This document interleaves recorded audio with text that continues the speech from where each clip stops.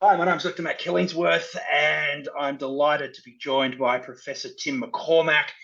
And on Monday evening, Australia time, as we predicted in part two of our presentation to you on the ICC, the prosecutor of the International Criminal Court requested arrest warrants with respects to the situation in Palestine. And Tim and I thought that it would be valuable for us to offer, where we were talking in the hypothetical on our first video, um, we thought it would be valuable to now be able to put a little bit of substance onto those things that we were saying were likely to happen when we last presented to you. So, with that in mind, Tim, if you don't mind, can you talk to us about uh, what has happened, what the prosecutor has asked for, Yep. And then we might talk about the specific crimes, and Yep. perhaps the significance of who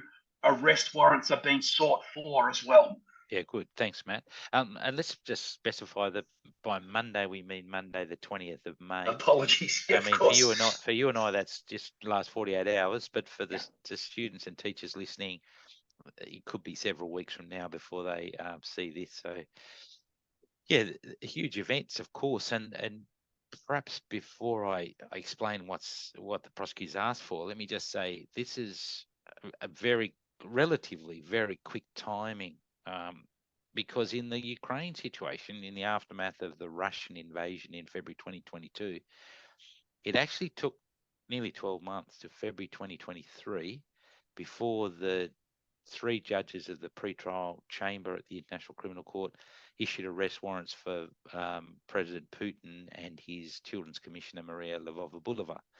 So for these arrest warrants now to be applied for, they haven't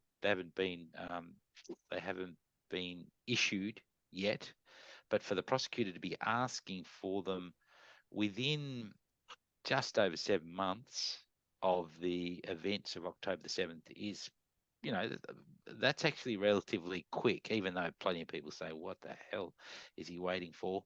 But in terms of the speed at which the office of the prosecutor works and the International Criminal Court works, it's not slow. It's certainly not desultory. It's actually relatively speedy. So what was announced on Monday the 20th by the prosecutor was that he has applied to the pretrial chamber. The prosecutor has no authority to issue arrest warrants himself. He has to get the authorization for that from a pretrial chamber of three judges. So that means got to convince at least 2 out of 3. It doesn't have to be a unanimous decision. It has to certainly be a majority decision that there are reasonable grounds for believing that these individual accused are criminally responsible for these crimes. It's a relatively low threshold test, as it should be, because all he's asking for is for approval to issue the arrest warrants.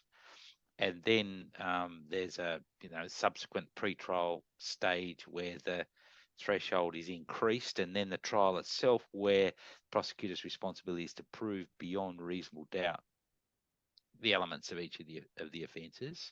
But for this stage, reasonable grounds for believing that these crimes have been perpetrated by these individuals.